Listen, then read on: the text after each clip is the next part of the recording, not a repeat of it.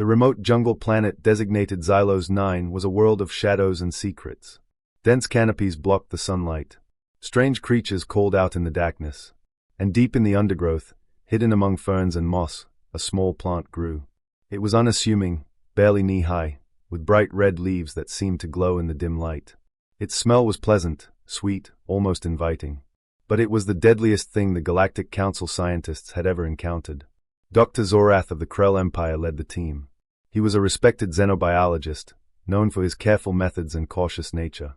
He had discovered hundreds of new species. He had never seen anything like this. The first researcher touched the plant with a bare hand. He was dead within seconds. Paralysis, then organ failure, then silence. The second researcher wore protective gloves. The toxins seeped through. He died before he could reach the med bay. The third researcher used full hazmat gear. It did not matter. The plant's toxins were airborne. He breathed them in. He was gone before sunset. Dr. Zorath stood over the bodies of his colleagues, his heart heavy, his hands shaking. He had never lost a team member before. Now he had lost 3. He named the plant Mortis Flora, Death Flower. He filed an urgent report with the Galactic Council, classifying it as a Class 5 biohazard, the highest possible threat level. He sent warnings to every species in the Council, urging them to destroy any specimens found on their worlds. He included detailed descriptions, images, and safety protocols. He hoped no one else would die. One of those warnings went to Earth. The human response arrived within hours. Dr. Zorath read it once, then twice, then 3 times. He thought he must have misunderstood. There was no panic, no fear, no request for assistance. Just a short message from a human scientist named Dr. Elena Chen. Dear Dr. Zorath, thank you for your warning. Your data on Mortis Flora is fascinating. Would you be willing to share a seed sample? We would like to study it further. Also, does it have any culinary applications? Sincerely, Dr. Elena Chen, Earth Institute of Xenobiology. Dr. Zorath stared at the screen. Culinary applications. This plant killed anything that touched it. 3 of his colleagues were dead. And this human wanted to know if they could eat it. He wrote back immediately, explaining the dangers again. He emphasized that Mortis Flora was lethal. It was not food. It was not medicine. It was not safe for any species to handle. He attached the autopsy reports. He attached the safety protocols. He begged them to be careful. The human response came even faster this time. 3 words. Understood. Still interested. Please send seeds. Dr. Zorath sat in his laboratory, surrounded by the equipment and samples of his fallen colleagues. He stared at the screen. He did not understand humans. He had heard stories about them. Deathworlders. Predators. They ate things that would kill other species. They survived things that should be impossible. They walked into danger and laughed. He had thought the stories were exaggerations. Tales told to frighten young scientists. Now he was not so sure. He thought about the human request. He thought about his duty to share knowledge.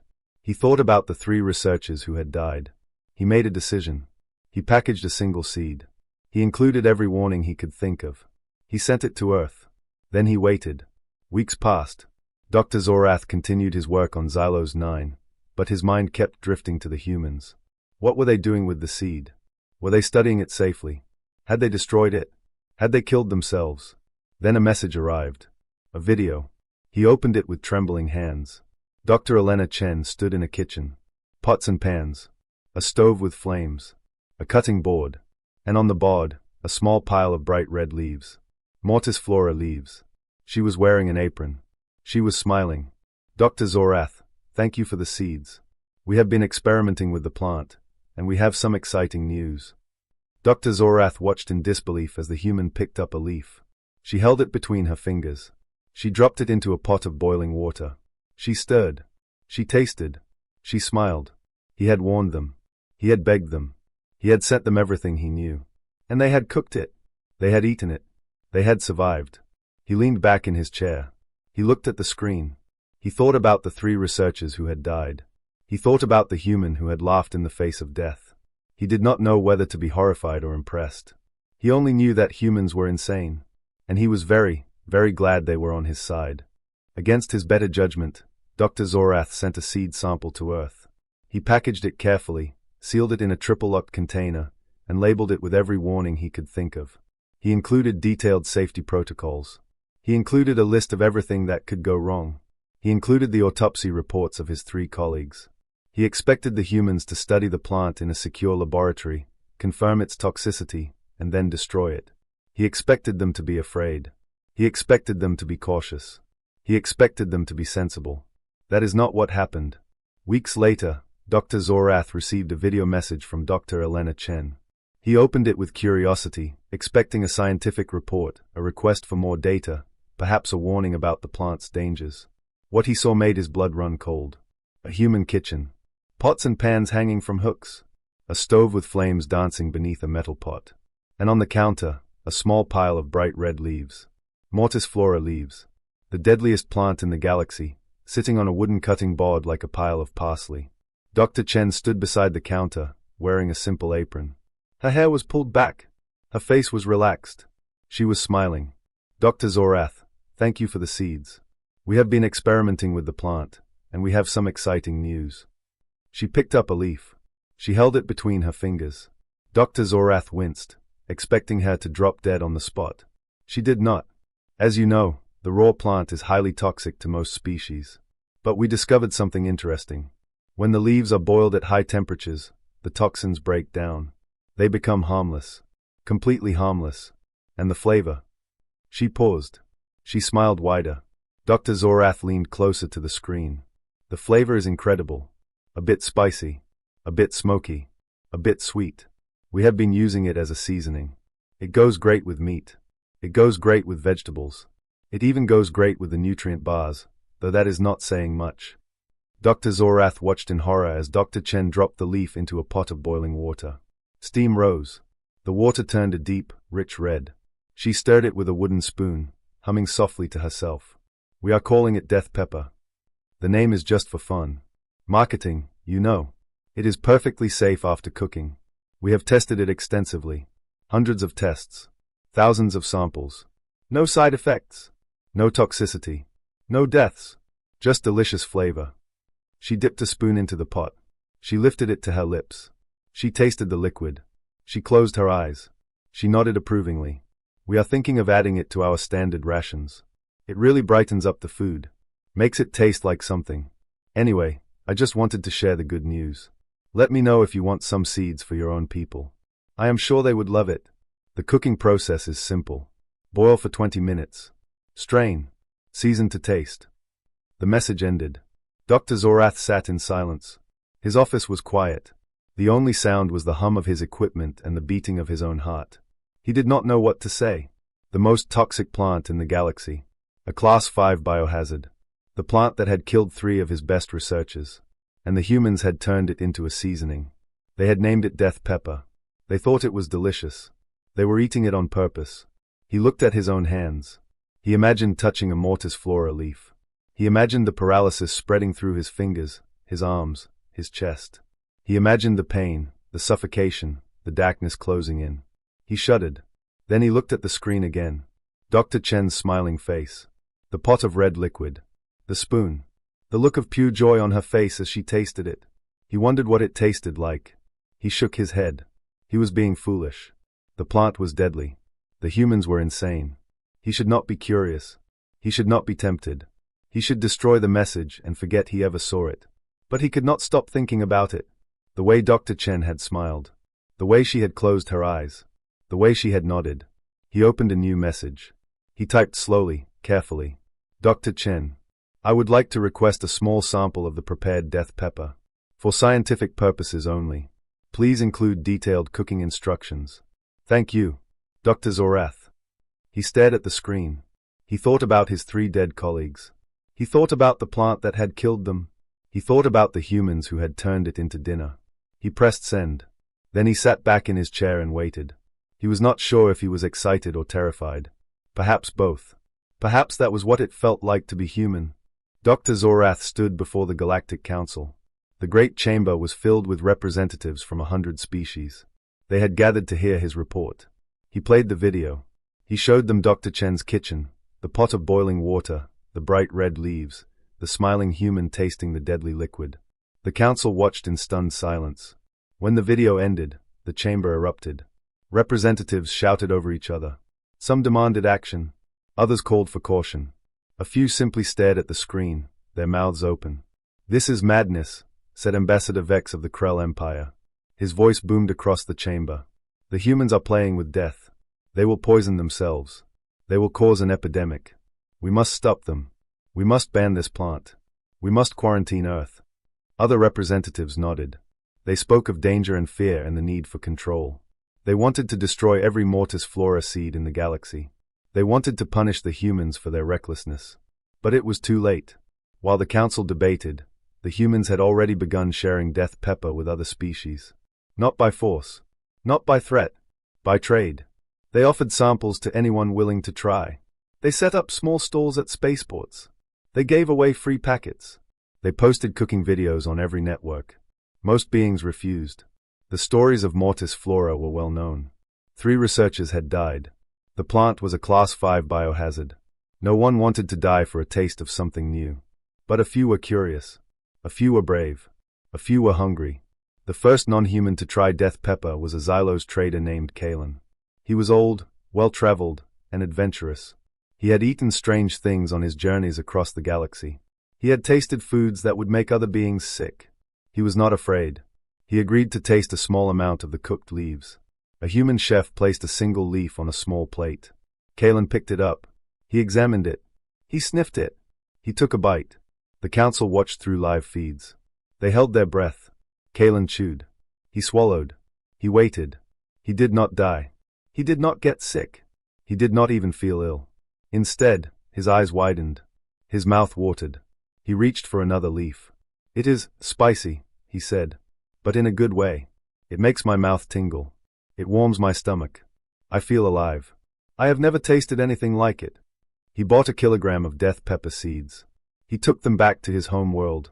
He planted them in his garden. He followed the human cooking instructions. He boiled the leaves for 20 minutes. He strained the liquid. He seasoned his food. His family was afraid at first. They had heard the stories. They did not want to die. But Kalen ate first. He did not die. His wife ate next. She did not die. His children ate. They did not die. Soon, word spread. Death pepper was not poison. It was food. Delicious food. And humans were the only ones who knew how to prepare it properly. The demand grew. Beings from across the galaxy wanted to try death pepper. They wanted to feel the tingle. They wanted to taste the spice. They wanted to be alive. The council tried to ban it. They declared death pepper a controlled substance. They warned that it was dangerous. They threatened to fine anyone caught selling it. They sent enforcers to seize shipments and destroy crops. No one listened. The pepper was too good. The flavor was too unique. The humans had created a delicacy, and the galaxy wanted more. Black markets appeared. Smugglers hid death pepper seeds in cargo holds. Chefs prepared secret meals for wealthy clients. The price skyrocketed. The council could not stop it. Dr. Zorath watched from his laboratory. He read the reports. He saw the videos. He tasted the samples that humans sent him. He did not die. He did not get sick. He felt the tingle. He felt the warmth. He understood. The humans had taken the deadliest plant in the galaxy and turned it into a seasoning. They had not conquered anyone. They had not threatened anyone. They had not used weapons or warships or armies. They had simply cooked. And now, the galaxy was hooked. Beings who had never spoken to humans were now begging for their recipes. Worlds that had feared Earth were now asking for trade agreements. The council could not stop it. The council could not control it. The council could only watch. Dr. Zorath sat back in his chair. He looked at the small jar of death pepper on his desk. He had bought it from a human trader. He had paid too much. He did not care. He sprinkled a little on his dinner. He took a bite. He smiled. The humans had done it again. They had looked at death and laughed. They had turned poison into profit. They had changed the galaxy with a pinch of spice. He wondered what they would cook next. The demand for death pepper grew faster than anyone could have predicted. Across the galaxy, beings wanted to taste the spice that had killed 3 researchers but now made food sing. They wanted to feel the tingle. They wanted to experience the warmth. They wanted to be part of the craze. But there was a problem. Other species tried to replicate the human cooking process. They followed the instructions carefully. They boiled the leaves for exactly 20 minutes. They strained the liquid. They seasoned their food. And they died. The pepper remained toxic in their hands. Only humans could prepare it safely. The council demanded an explanation. Dr. Elena Chen was invited to speak before the assembly. She stood at the podium, calm and confident, while representatives from 100 species stared at her with suspicion and curiosity. Ambassador Vex of the Krell Empire sat in the front row, his arms crossed, his face hard. "You want to know how we survive eating deadly things?" Dr. Chen said. Her voice was steady, clear. "The answer is simple. We have always done it." She pulled up images on the large screen behind her. Images of Earth. Images of human food. The council leaned forward, curious despite themselves. "This is a cashew," Dr. Chen said, pointing to a picture of a small, curved nut. "In its raw form, it contains a toxin that causes severe skin reactions. Blisters, burns, pain. We remove the toxin by roasting. The heat breaks down the poison. Then we eat it." The council murmured. They had never heard of such a thing. "This is a cassava root," she continued. "Raw, it contains cyanide. A single serving can kill a human in minutes. We soak it in water for days. We dry it in the sun. We cook it thoroughly. Then we eat it. It is a staple food for millions of humans." The murmuring grew louder. Cyanide was a weapon. Cyanide was a tool for assassins. Cyanide was not food. "This is a pufferfish," Dr. Chen said. The image showed a small, spiny fish. Its organs contain a poison so powerful that 1 gram can kill 1,000 humans. There is no antidote. But we have chefs who train for years to prepare it safely. They learn to remove the toxic parts with surgical precision. One mistake, one slip, and the diner dies. The council was silent. They stared at the image of the pufferfish. They could not believe what they were hearing. "And this," Dr. Chen said, her voice warm with amusement, "is a chili pepper. It contains a chemical that burns the skin and eyes. It causes pain. It causes inflammation. It can even cause death in large enough quantities. We eat it for fun. We put it on everything. We have competitions to see who can eat the most. We call it spicy." Ambassador Vex stood. His face was pale. "You eat poison," he said. His voice was incredulous. "On purpose? For fun?" Dr. Chen smiled. "Yes. We call it spicy." The council did not understand. They could not understand. They came from worlds where danger was avoided, where toxins were eliminated, where food was safe. Their ancestors had evolved on gentle planets with predictable climates and non-lethal plants. They had never faced hunger. They had never faced starvation. They had never been forced to eat things that could kill them. Humans came from a different world, a death world, a planet where danger was everywhere, where toxins were everywhere, where food was never completely safe. Humans had faced hunger. They had faced starvation. They had been forced to eat things that could kill them, and they had survived. They learned to adapt. They learned to cook. They learned to ferment. They learned to soak and dry and roast and boil. They learned to transform poison into nourishment. They learned to look at a deadly plant and see dinner. "Death pepper is nothing new for us," Dr. Chen said. "It is just another plant, another challenge, another meal. We have been doing this for thousands of years. We have a whole science dedicated to it. We call it cooking. We are very good at it." She stepped back from the podium. The council had no more questions. They sat in stunned silence, staring at the images on the screen. Cashews, cassava, puffer fish, chili peppers, and now, death pepper. Dr. Zorath sat in his seat, his hands folded. He had tasted death pepper. He had felt the tingle. He had felt the warmth. He had not died. He had not gotten sick. He had simply enjoyed his meal. He looked at the other representatives. They were afraid. They were confused. They did not understand. But Dr. Zorath understood. He had learned something important. Humans were not insane. They were not reckless. They were not foolish. They were survivors. They had been surviving for thousands of years. They had learned to eat what others could not. They had learned to thrive where others would die.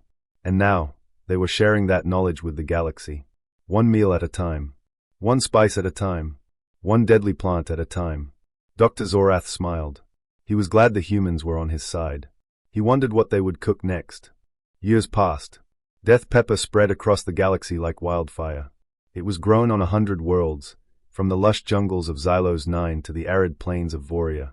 It was cooked in 1,000 kitchens, by chefs of every species, following the human instructions carefully. It was eaten by millions of beings, from wealthy aristocrats to hungry traders.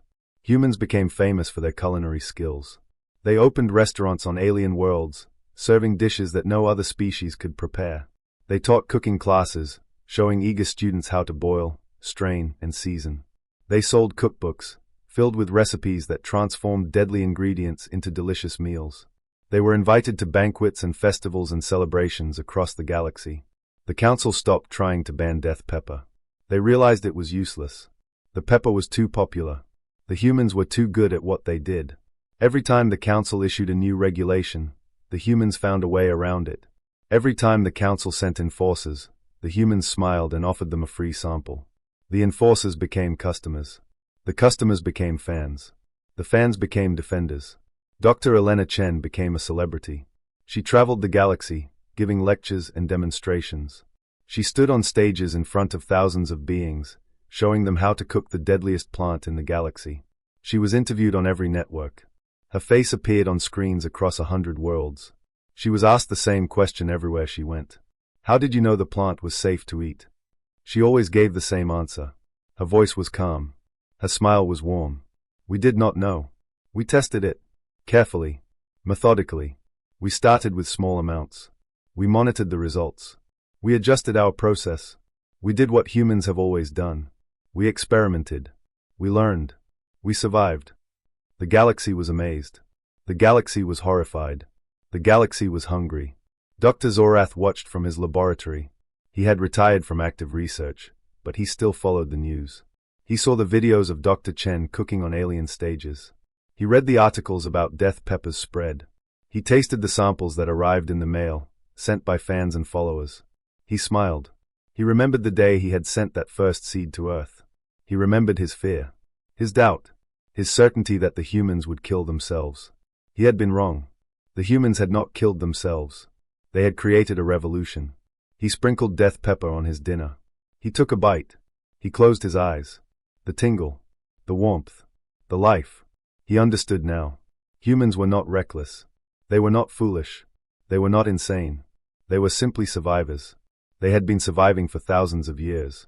They had learned to look at poison and see potential. They had learned to look at danger and see dinner. They had learned to look at death and see flavor. The final scene returned to Earth. Dr. Elena Chen sat in her kitchen, cooking dinner. The kitchen was small, modest, nothing like the grand stages where she performed. A pot of soup bubbled on the stove. The smell was rich and spicy, filling the room with warmth. She added a pinch of death pepper. She stirred. She tasted. She nodded. Her assistant, a young human named Leo, entered the kitchen. He held a data pad covered in messages. Doctor, the council wants to know if there are any other deadly plants we can cook. They have received requests from a dozen worlds. The demand is higher than ever. Dr. Chen smiled. She looked at the pot of soup. She looked at the jar of death pepper on the counter. She looked at Leo. Tell them we have a list, she said. It is very long. We have been keeping it for thousands of years. Tell them we are just getting started. Leo laughed. Dr. Chen laughed. They sat down at the small kitchen table, two humans enjoying a meal that would kill any other species in the galaxy. They ate in comfortable silence, the soup warm, the spice tingling, the evening quiet. Outside, the sun set over the city. The sky turned orange and pink. The stars began to appear. Somewhere out there, across the galaxy, beings were cooking death pepper. They were following human instructions. They were tasting human flavors. They were learning human ways. The screen faded to black, showing Earth from orbit. A small blue world. Home to a species that looked at poison and saw seasoning. That looked at danger and saw dinner. That looked at death and said, pass the salt. Alien scientists warned humanity about a deadly plant. Humans asked for the recipe. And the galaxy never looked at food the same way again.